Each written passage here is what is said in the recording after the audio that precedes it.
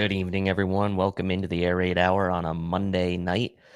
Tilt here tonight, riding solo with you guys tonight, but we're going to have a fun one tonight, a little bit different from the normal format. We're going to do a live Q&A with the comments section. I do have some topics that we can cover if the comments section is low on questions, but it'll be me tonight with you guys and a fun new format. But first,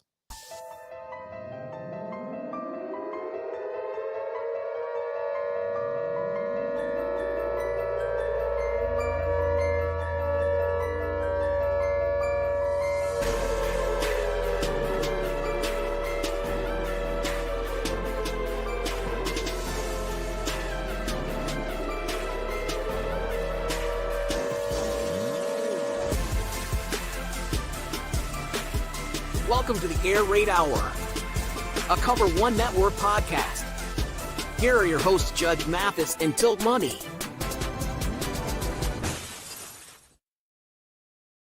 good evening, everyone. Welcome into the Air Raid Hour, presented by the Cover One Sports Network and Picasso's Pizza. I will be your host tonight, at Tilt Money on Twitter.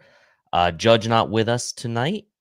He's got some technical, let's say roadblocks with his computer. He uses his work computer for the recording, and he's currently getting his work computer serviced by the place that he works at his school. So Judge will not be joining us tonight, but I will hold it down for you all tonight. And we're not going to go super long tonight, probably 40, 45 minutes, and doing a little bit more interactive show tonight with the comments section, a little live Q&A, any topic that you all want to discuss, fire away.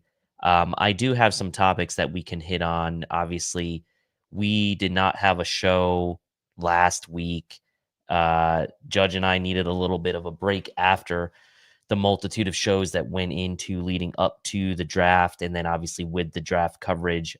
In total, gotta hand it to Eric and Aaron and Greg for letting us kind of do our thing during the live draft coverage. Judge and I were here, the Thursday and Friday nights. Joe DeRosa did 6 hours of coverage on Saturday. I was able to join him for about an hour or two on Saturday. I know Greg Thompson jumped in a couple of days as well. So over 15 total hours of live coverage during the draft. It was really, really cool. And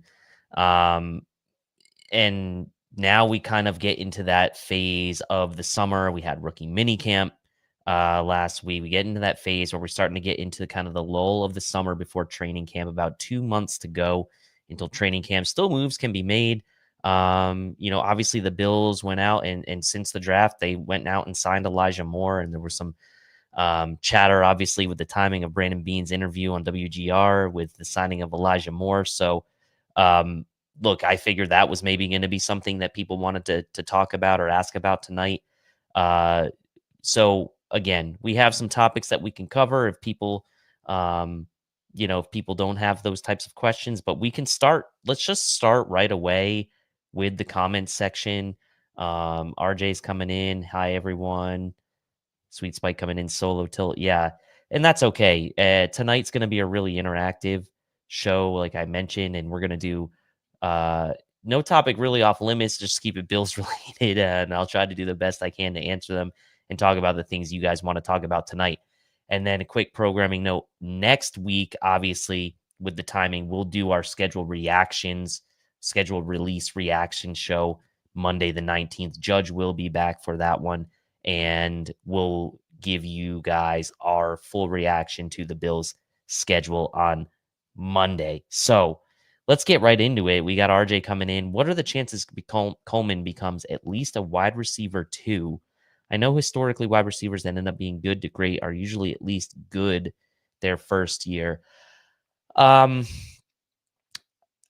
think I will say this, RJ, and I think this is a tough one because there's a lot of context that goes into the Keon Coleman pick, and I'm not trying to tell people how they should feel about it one way or another, but obviously leading up to the draft, you had the trade of Stephon Diggs, right, to the Texans. Your alpha receiver that was here for 4 years, did his thing, was generally the go-to target for this offense, soaked up 160 odd targets a year. And it really allowed everyone else on the offense to truly play secondary auxiliary roles. The trade of Diggs obviously left the Bills fans and the front office realizing that there was a void there at the receiver position. So then what happens? The Bills go into the draft. They trade down with rival Kansas City Chiefs, who draft Xavier Worthy, a player that a lot of Bills fans were high on, wanted the speed, and they draft a bigger, more possession style receiver like a Keon Coleman with great hands. And look, I don't know if he's going to become a wide receiver two by the definition, right? I think by the definition right now, Khalil Shakir is your wide receiver one.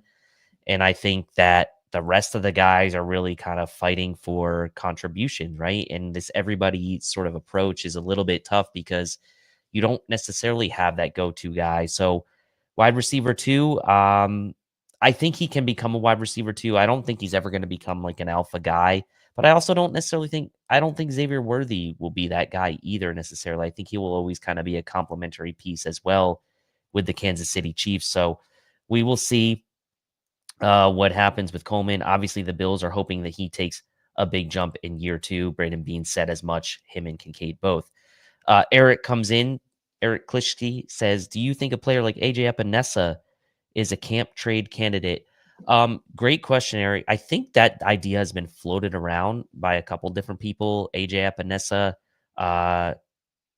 is someone that you would think you could at least squeeze some value out of as a trade candidate, right? I'm not saying you're definitely not going to get like a day two pick, but you maybe can get like an early day three pick, maybe a fourth round pick, maybe a fifth round pick. And with the Bills having a ton of guys on that defensive line, obviously we know Hoyt's suspended for the first 6 games, but they will have some decisions to make if all these guys are healthy coming back in week 6, I guess week 7. There will have to be some roster decisions made. Do all those all those guys going to be healthy come middle of the season? You want them to be, but you're kind of like in a way like, well, then they're going to have to make a tough decision. Do you trade a guy like AJ Epinesa during training camp, knowing that you're probably not going to give him another contract after 2025 anyway? They've already given him that second contract. I would be a little surprised if the Bills went ahead and gave him another contract beyond that. And given that he is on an expiring contract, I think that also hurts his trade value as well. So I don't think you're really going to get more than a midday 3 pick for him. But it is a possibility, and we've seen Bean make those types of trades before. Spin says, have no topics off limits. How long before you forget? Well, I said Bills related, right? So I mean, if you keep it Bills related, I will talk about it. I'll try to get to all the questions. Ralph Linson Sr., bad schedule by Judge with the computer, should have made it a home game. In actuality, it's not anything to do with his coaching or anything like that. It's the school, I guess, needs to like reconfigure his computer or give him some upgrades, and he has to turn it. I don't know. He was trying to explain it to me. I didn't really know what was going to happen there. Here's a good question by Sweet Spike. What's going to happen when the Bills get Larry and Michael back? Who stays, who goes? And I think that's the big question, right? When you go into predicting what we'll say end of training camp 53-man roster will be for this team, because you do have those 2 pending suspensions. It does give you flexibility in terms of constructing the 53-man roster come cutdown day, because those guys will not count against your 53-man roster. And it also possibly gives you an opening to see what might happen during training camp. We saw Mike Edwards get injured last year during training camp, and it took him a long time to come back from that. A meaningful contributor, some people thought he might be, and instead he isn't. And so, like, who knows, right? Somebody could get hurt during training camp and on the defensive line, whether that's in the interior or the edge, and that could maybe force a person to go on IR after the 53-man roster is determined, right? So, like, you can't put a guy on IR before the season starts because then I believe they're there. I guess you could put him on the physically unable to perform list. I wish Chris Janke was in here because he would know the rules better than me. But I think you can come back after 4 games, and that kind of still gives you a couple games to figure out what's going on. And I think that there is a strong possibility that you do see a couple guys go on IR at the beginning of the season. And it could be a situation where then you are short on defensive line going into the 53 because maybe you want to reserve that spot for a guy like Ogunjobi or Michael Hoyt when they come back. I will say this on the topic of those 2 guys specifically, like Hoyt's gonna be back, right? Like that is a term contract you gave to him multiple years. Like you're expecting him back and you're expecting him to make a pretty significant contribution. I think the more interesting situation is with Larry Ogunjobi, who Brandon Bean said would be more of a backup to Ed Oliver. But now you have sort of Dwayne Carter in the mix. You drafted Deion Walker.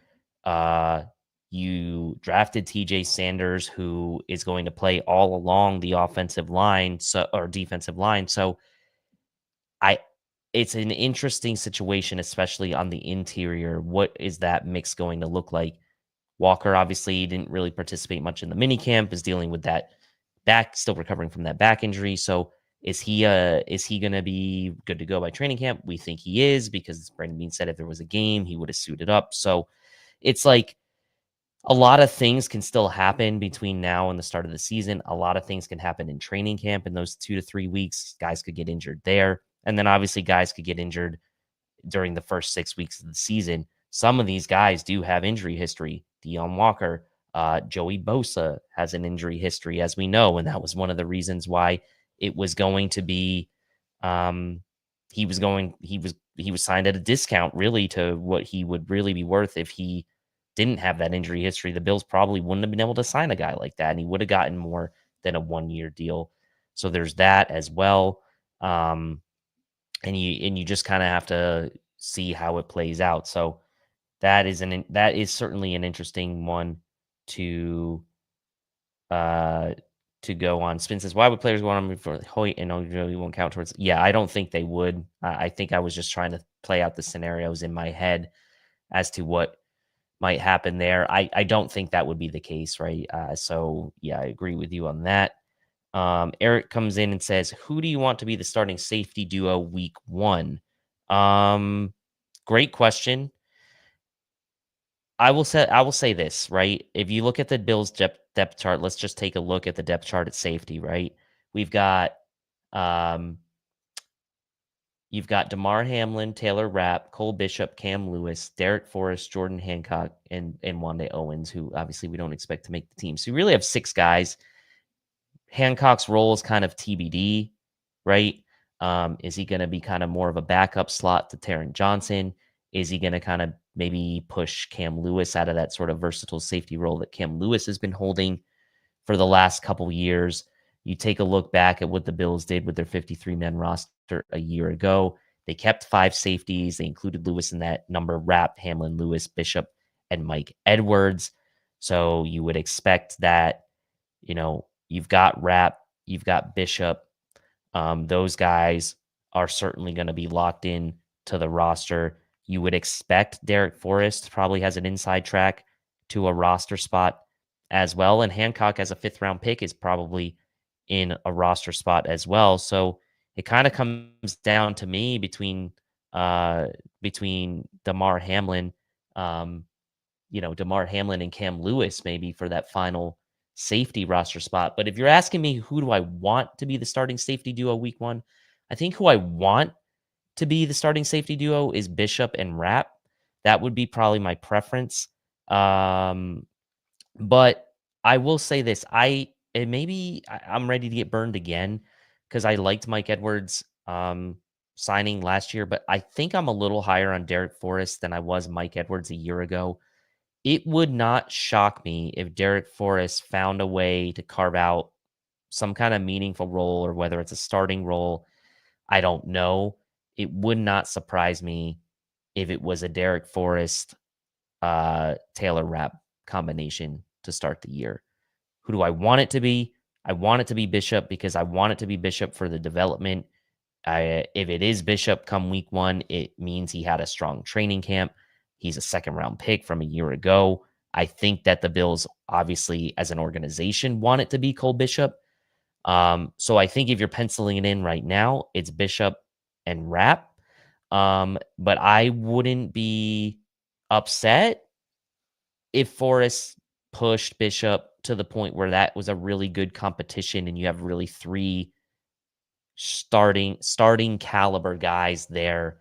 We know that Taylor Rapp's been kind of on and off the field with in his own, self-inflicted injuries mainly, and has also injured some of his own teammates with friendly fire. So I think that it's going to be Rapp and Bishop. Here's an interesting um, comment from Spin, right? Spin says, I want Forrest and Bishop to be the starting safeties and not Taylor Rapp. And that's not something I had considered, but it would be hard pressed for me to see a scenario where Rapp is not wanting one of the starting safeties. But I think that's a good discussion to have because Rapp, Forrest, Bishop, I think those 3, if you can get really solid play and Forrest has a good camp, that will make me feel a lot better about the safety room probably than I did even a year ago when they had Mike Edwards in, and I was kind of happy that they brought him in. Didn't work out. Maybe I'll be wrong again about Forrest, but I have a little bit more confidence in Forrest than I did Edwards. And I will say this, right? Cole Bishop's going into year 2. He missed time, obviously, during training camp, which hurt his development as well. Got thrown into a tough situation at the end of the season in that playoff game against Kansas City. I think the Bills want that development out of him, and I think they want to go into the season with feeling more confident at this position than maybe they did a year ago. We were so spoiled for all those years with Hyde and Poyer, and now we're trying to kind of find that right combination again. So it's an interesting one, Spin, and I would not necessarily be upset with it. Eric says, it seems like Bean's offseason theme was a good 2023 and looking to return to that play with a few free agents and draft picks. I don't know if he means 2024 there, but I assume that's what he was referring to. Phil Burgoon comes in and says, what are the chances the Bills play more 3 safety looks this season, taking Milano off the field at times, keeping Milano on a pitch count? Good question. Milano, I thought, played very well and came on at the end of the season last year. The Bills only really played 2 linebacker anyway, most of the time. So that would be a situation where it's probably a conversation of whether Milano comes off the field because you're probably not taking Taron Johnson off the field. And in that situation, you'd have 5 defensive backs on the field, 1 linebacker. And so that would be an interesting one. 6 defensive backs on the field, 1 linebacker. If you include Taron Johnson, the 2 boundary corners, 3 safeties, and then Terrell Bernard, gives you some options in coverage, obviously. Certainly would be something I think you would see on long down and distances. You could certainly see that. I do still think, though, in those sort of second and mediums, third and shorts, I still think they want Milano on the field for that. He did kind of have, to me, at least in my mind, had that burst back and sort of defending the run. I think gives you that advantage. Forrest is certainly a willing tackler. We know Bishop and Rapp are willing tacklers. It would give you some interesting, give you some interesting options, I would say. But Milano is an interesting scenario anyway, on top of all this, because it's not like he's going into the last year of his contract, right? Matt Milano still is under contract through 2026. Now, there's some cap savings you can get in 2026 if he's not with the team, but I based on what the Bills have done at the linebacker position, right? Obviously, they drafted Ulofoshio last year, hasn't really played many defensive snaps. Spector can't stay on the field. Andreessen was a nice story, Buffalo Joe, but do they really want to count on him in the future as a key defensive player? And that kind of leaves you with Dorian Williams and Terrell Bernard maybe as the future linebackers. And we've seen what that scenario has looked like without Milano, and it didn't look all that bad. But I still think Milano, full off season, looked pretty good at the end of last season. Unless his play significantly drops off, I'm probably keeping him on the field. Chris comes in, and Chris now in the comment section. Hey, Chris, how are you doing? Hey, Tilt, who is the draft pick you feel the best about? I have two that man, that is a tough question. I'll kind of answer it a couple different ways. Who I feel kind of has maybe the best, who kind of fit best in kind of completing the room. I think Jackson Hawes fit best in completing the tight end room. You got sort of the all-around guy in Knox. You got the receiving guy in Kincaid, and now you have the blocking guy who can add as well that nastiness in the run game in Hawes. So as far as best about fit, probably Hawes. Best value, I'll say, I think maybe was Dorian Strong. Thought he was maybe a third or fourth round pick. I think Dorian Strong, you could tell from some of the comments that Max Hairston made during the minicamp interviews that said he was mirroring what Dorian Strong was doing, was looking up to Dorian Strong's experience. Dorian Strong already acting kind of like a leader out there. I liked his profile coming in as a fit for the Bills. So I think as a value, he was really good. But I'm going to say this. I'll tell you what. Who do I feel the best about? And it wasn't because I thought they would pick this guy, and I thought they would. And I know it's a bit polarizing, but I got to tell you, I feel really good about TJ Sanders in this defense. I think he can play the run. I think he can disrupt the pass. I think he's going to have enough bulk to make an impact. And I really want to feel good about this pick because the Bills need him, right? They really need him. And so I guess I've answered it three different ways. I kind of copped out. I think best fit to complete the room, Hawes. Best value, Dorian Strong. And I think who I just feel the best about to make an impact on the defense right away or on the team right away is TJ Sanders. And that's not taking anything away from Max Hairston. That's not taking anything away from Landon Jackson, who I think are obviously going to be major contributors. Obviously, Hairston's going to be a major contributor opposite of Benford, but I have to say TJ Sanders. I feel really good about that pick, and I know some people didn't like that pick, but I did like that pick as well. Matt says, is there still a spot for Reggie Gilliam on the 25 squad? I think so, right? Last year, the Bills kept 4 running backs, counting Reggie Gilliam. So in years past, that fourth spot would have gone to a guy like a Tywan Jones who played special teams. And the Bills did keep Reggie Gilliam on the 53-man roster last year. I pulled this up specifically because I figured we were going to have discussions around the 53-man roster tonight.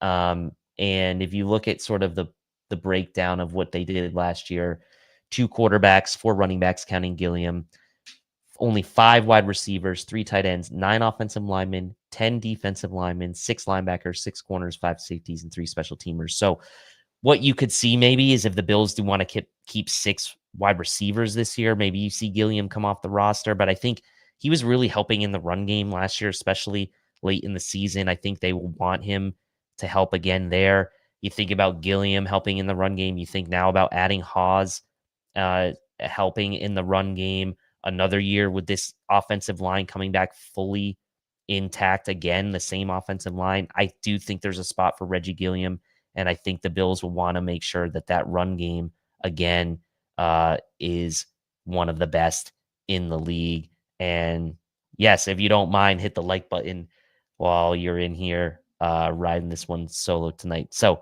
I do think there's a spot for him. This is a good question from Spin. Which QB makes the cut, Trubisky or White? The Bills have an odd fascination with Mitch Trubisky. Obviously, he's on his second stint with the team. They could have saved $2.5 million by cutting him already. They hadn't. They didn't really add any quarterbacks as far as notable quarterbacks. It's Michelle, Trubisky, White, kind of the three guys behind Allen. They've got some tryout arms that they're bringing in, obviously, but really, really those are the four guys. For my preference, I want to see Mike White be the backup. I think he brings just a little bit more juice. I think he's a little bit more of a gamer, a little bit more competitive. I just see a little bit more fight in Mike White than maybe I do in Mitch Trubisky at this point. But the Bills do have an odd fascination with Mitch Trubisky. Here's the thing for me. We've seen what Trubisky is.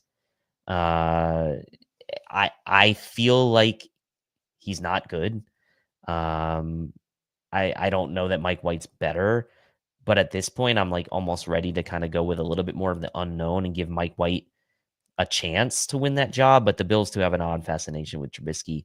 I think Mike White's going to get a ton of playing time in the preseason, and we'll see what he can do with that.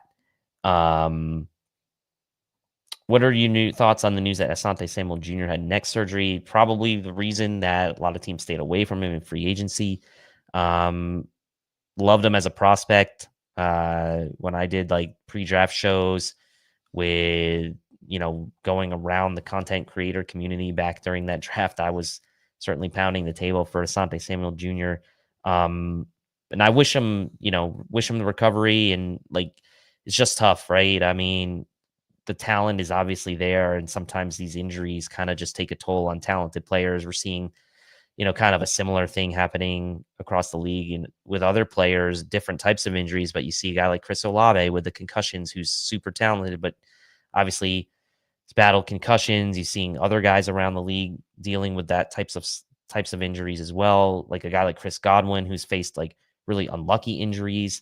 He's trying to come back again. So, wish these guys all the best. They put so much time into it that, I hope he recovers.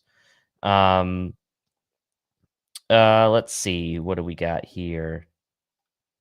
How many MVPs does Mike Trubisky is the guy? Well, I can't argue with that. Spin says this is an interesting one. Trubisky's a winning quarterback as a starter, 36-26, 11-4 as a Bill, has 2 playoff wins with Chicago. I don't. That can't be right? He can't be 11-4. He hasn't started 15 games. He hasn't started. I'm gonna have to fat check you on that one, Spin. I don't think he's got 15 starts with the Bills. So I'm just looking here. No starts with the Bills. 31-26 as a starter. Was 11-3 in 2018 with Chicago, 8-7 in 2019, 6-3 in 2020. Was 2-3 in 2022 with Pittsburgh, 0-2 in 2023. But as we know, wins are not a quarterback stat. But it is notable, I guess, to say that he has had some success in the league. But I mean, what has he done for you lately, right? So that's kind of that's actually kind of what we're dealing with. RJ says, I actually think we can get Mitch on the practice squad, and that's an interesting one. Probably can. 11-4 on kneel downs. There you go. Yes, John. Dorian Strong and Max Hairston are bonding, and you kind of heard those reports from Matt Perino out of a minicamp that those guys were kind of bonding and pushing each other, helping each other out. I really think, again, that Dorian Strong was one of the best value picks of this draft for the Bills. And as I said on the Air Raid Hour on our Monday sort of immediate reaction show after the draft, I feel better about the 2024 draft than I did I feel better about the 2025 draft than I did the 2024 draft. Just trying to think back at how I felt right, 2-3 weeks after that 2024 draft. I feel better about this year's draft. And I like Dorian Strong's the guy that stands out. Haas, I mentioned, those guys, they just feel like they really hit on those picks as far as for need, value, again, based on pre-draft consensus and sort of what we think of them as prospects. So all this won't matter until they hit the field and, hit training camp and we see what they really are. But at least for now, I think that it feels it feels good. Any schedule leaks? None that I've seen yet. Obviously, I think there's a rumor. There was a rumor that the Bills were going to be playing on Christmas Day. I don't think that's been confirmed. I don't think it is. So we'll save then. We'll save the schedule leaks. I guess schedule reaction for next Monday's show. Who's this offseason's Frank Gore Jr.? Asks Chris, the guy the fans fall in love with, but has no chance of making the roster. It can't be Frank Gore Jr. again. Great question. Let's see. Let's take a look at what we've got here. It can't be a guy they've already fallen in love with, I guess. So it probably can't be Zach Davidson. Probably can't be Daquan Hardy. Good question, Chris. I will go with. Let's see. I will go with. I'm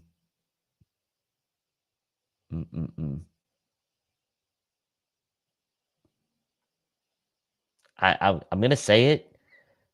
I don't think he's gonna make.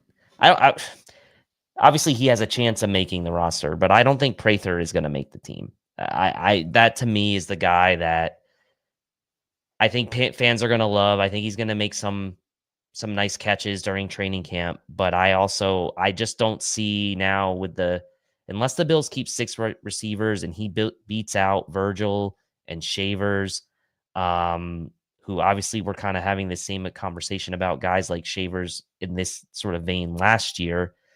And he was a guy that we kind of fell in love with again last year as well. So trying not to repeat.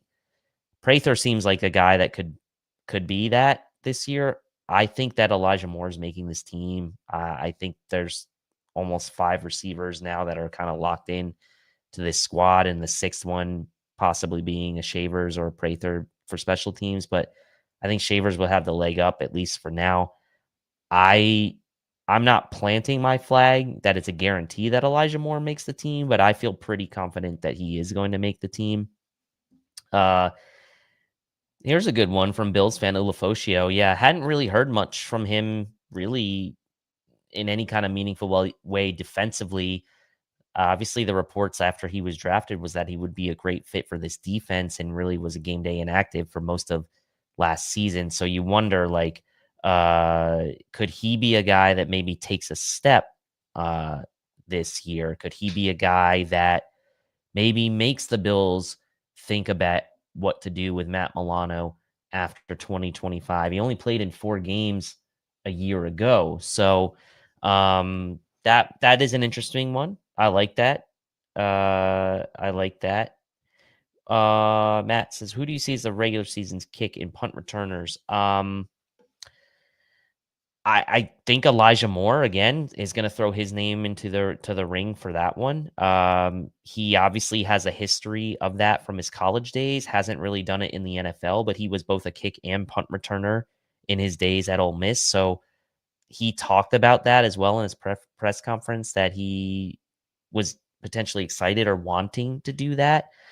So that could be an interesting battle to watch. It's likely going to be between guys like Hardy, Codrington again, Elijah Moore. And if Elijah Moore is your 5th wide receiver, I don't think the Bills will have any hesitation putting him out there to do kick and punt returns. So, again, as Chris says, his contract suggests he's going to make the team. And I agree. That's 5 guys now. And if he can be a contributor on offense, at least marginally, and we keep our expectations kind of in check for him, and he sees them, great, and he can be your punt and kick returner, then this ends up looking like a really good signing. To me, it's maybe a bold statement. We're not really a hot take show. That's not kind of what we do. But I could see Elijah Moore being the guy we look back on during the free agency period, saying he was the Leonard Floyd type of signing of this year. When we signed Leonard Floyd late in free agency, a couple years ago. Obviously, that was even before the draft, I believe. This after the draft, I could see Moore being that type of signing. He's got traits, he's got talent. He just turned 25 at the end of March. I don't want to get ahead of myself, but I think he could be pretty impactful for this team. So I like Elijah Moore. I think that was a really good signing. So yeah, I think, a lot of questions still, good camp battles. You kind of think about how many guys they're going to keep at each position. And that's going to be kind of the interesting thing to kind of go into this training camp, right? Is the Bills really went heavy on the defensive backfield with Hancock, Strong, and Hairston. I don't know if you guys caught Judge's thread on Twitter about sort of the different approaches to the defensive back room, but I thought he had some really interesting kind of options, right? I don't think he was suggesting one way or the other, but there were a couple options. One where it was like very veteran heavy, one where it was a mix, and one where it was very kind of young heavy. And it definitely put things into perspective where you kind of figure like, okay, Dorian Strong, Max Hairston, Hancock, like all those guys, I think probably are going to make the team. And that's going to, I would say Strong and Hairston are likely to make the team. Hancock probably is going to make the team. He's going to maybe push a guy like Cam Lewis off the roster, keep Trey White there for veteran leadership. And you got yourself the makings of a pretty good defensive, the back room, especially at the corner position. Chris says Moore could end up being this year's Mac Hollins. There were many times where I said, where would this team be without Mac Hollins? Yeah, we could be saying that come October, November. It will be very interesting to see if we say that. Spin says, I think Coleman has a breakout year this season. The injury obviously set him back last year, and that happened with a couple guys, right? A couple rookies. Carter injury set him back. Coleman's injury, hand wrist injury set him back. And there were a couple unfortunate scenarios like that with the rookies where injuries did set them back a bit. And look, there were some good metrics on Coleman. He showed up pretty highly in some of the advanced metrics as far as yards over expected after catch and things of that nature. He was near the tops of the league and really high yards per reception because of some of the things he did after the catch. And, a couple drops. It was like his calling card is his hands, but like I think he's going to be focused. The room is very interesting going into this season. You bring in a guy like Moore, who's not that old, not obviously a rookie, but like he's only going into his 5th year. You have Coleman, you have Samuel there as well. The Bills put money into Josh Palmer. Obviously, they still have Shakir, gave him the extension.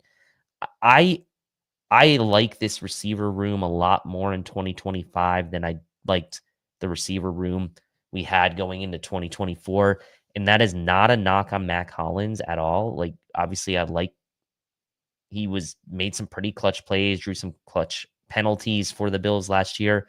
But offensively, the room should be bringing you more juice in 2025. And as John says, and I mentioned before, Elijah Moore only just turned 25.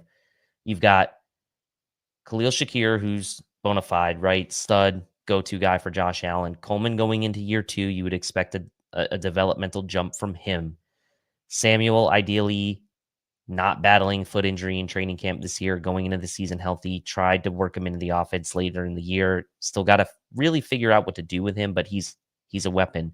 Josh Palmer, the guy that you expect to go down the field for you.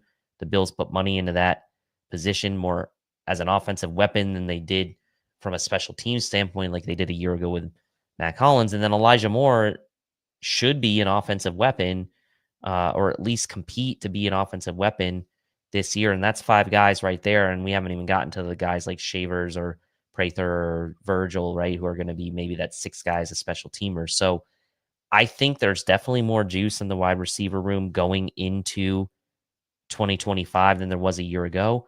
And you hope that a guy like Dalton Kincaid can bounce back after a tough sophomore season going into now his 3rd year. You still have Dawson Knox. Your running back room is completely intact after you re-signed Ty Johnson. The offense should be in a good position going into the year, and you can see why the Bills made so many of their draft pick investments on the defensive side of the ball, because that's really where they needed the attitude change, the retooling, remake up that defense. The Bills, largely the defense has been the side of the ball that, if you want to equate blame, and as far as like the playoff losses, it's probably been put more on the defense than it has been the offense. And that's going to be the case when you have Josh Allen as your quarterback. It's most of the faults and the faltering will come down to the defense. And so the Bills, I think, had a really good offseason in trying to address a lot of needs. Not that they had no cap room, but limited cap room, and now kind of set themselves up as well for 2026 in a season where we expect the cap to go up pretty significantly again. And so I think they're in good position. Let's see. John Rob says, do you think any UDFAs make the roster? I don't think so. With as stacked as this Bills team is, I just can't see it. I know you had like Andreessen make it last year, but I'm finding it hard to find a roster spot for UDFAs this year. With as much as the Bills invested in the defense in the actual draft, they were actually already pretty set on the offensive side of the ball. Offensive line's pretty set, running back room set, receiver room. You have 5 guys. I can't see an undrafted guy pushing Prater or Shavers or Virgil. On the defensive side, you already have the numbers game issue with the defensive line. Linebacker room, again, Williams, Milano, Bernard. Like I just don't see it. So I'm going to say no right now. Chris says, if you can guarantee the Bills lead the league in either turnover margin or third down conversion rate, which would you choose? I assume you're meaning offensive third down conversion rate. Turnover margin. Interesting. Good question. Wow. Well, last year they led the league in third down. Last year they led the league in turnover margin. And the year before, 2024, they led the league, or 2023, they led the league in third down conversion rate. So they've done both within the last 2 years. Last year was turnover margin. The year before was third down conversion rate. And in both scenarios, they ended up with a great record. And obviously in 2024, they made it to, they made it to the AFC Championship, but those turnovers really proved to be critical, right, in that Ravens game. So, yeah, Spin says, I guess it's time to leave both this year. Yeah, but it is very interesting though that they've done both, right, in the turnover margin in 2024 and third down conversion rate in 2023. Let's see what we got here. Let's see. Steve Noble says, will there be a trade prior to cut day to get an extra draft capital? So who would be candidates? I think we talked a little bit about this earlier in the show. Like AJ Epinesa is a candidate probably. And I'll say this. Maybe Daquan Jones is a candidate as well. People aren't going to want to hear that, but the Bills will save about $5 million against the cap if they trade Daquan Jones. And not that I think he's going to get them a huge return, but I mean, it is an interesting scenario to consider. I would say that's probably not likely, but it is something that we talked about on the salary cap extravaganza show way back during free agency, as him as a possible June 1st cut, post June 1st cut candidate. The Bills have retooled that defensive line, but I do think they still probably want to try to squeeze whatever last bit of upside they have in Daquan Jones going into this season. I know he didn't necessarily play exceptionally well last year, but I do think they still probably want to see it. So I say AJ Epinesa is a trade candidate, although I probably would say that's also unlikely. And throw Daquan Jones' name into that mix as well, even though I also don't think that's likely. Is Dwayne Carter a possible trade candidate? I don't think so. Only going into his second year. I do think the Bills probably still envision him as a core member of the defensive line beyond 2025. Now that the Bills kind of made some investments, right? You go into 2026 potentially with your core in the interior being Dwayne Carter, Ed Oliver, Dion Walker, and TJ Sanders. That's a nice, in theory, a nice core four of players to build around in the interior. Obviously, going into the draft, they only had Oliver and Carter in the mix there. So I do think that he's probably, is he possible? Possible. I just don't see it. What do you think of trading Kincaid after this year, replacing the receiving ability with Davidson, drafting Knox's replacement next offseason? Don't see that either. The Bills traded up, made a pretty significant investment in Dalton Kincaid. I think the flashes you saw during his rookie season show you what his potential can be. Having that sort of difference-making receiving tight end is difficult to find, and I think that if he has a bounce back year this year, then he's definitely going to be in the future plans for the Bills beyond 2025. Till, who's the player who went undrafted this year that you were the highest on? Wow. Great question. Who was the undrafted player I was highest on? Let me go. Let me look at my board really quick, and I can give you an answer. Let's see. There's some good ones. Let's take a look. Let's see. I really liked. I was a fan of Juice Wells, sort of in the pre-draft process. He was not drafted to my knowledge. So he was one that I liked. Let's see, who else did I like? Randy will appreciate the Juice Wells love. Going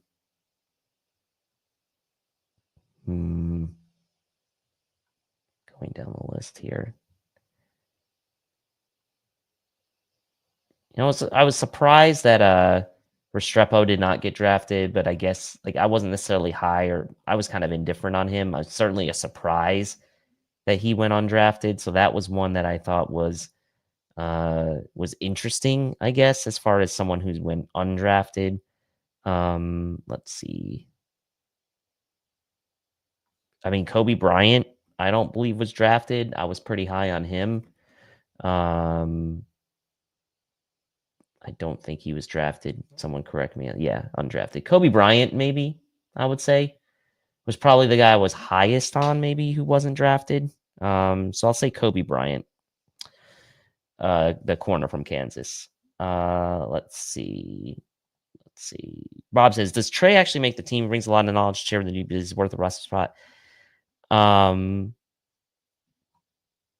Yeah, I think he does. I think that he's going to be a valuable mentor to Max Hairston. I think playing off coverage, closing, Trey, that's Trey's game, although he doesn't necessarily have the closing speed or the natural talent of speed that Hairston has. I think stylistically, he's a good fit as a mentor. And I think if you're talking about maybe pushing guys like Dane Jackson and Cam Lewis off the roster, you probably want a guy like Trey White there to bring along guys like Hairston and Strong and even a guy like Hancock a bit. So out of those vet guys, I certainly would expect that Trey is going to be the guy that does it. Yes, we know why a Bond didn't get picked.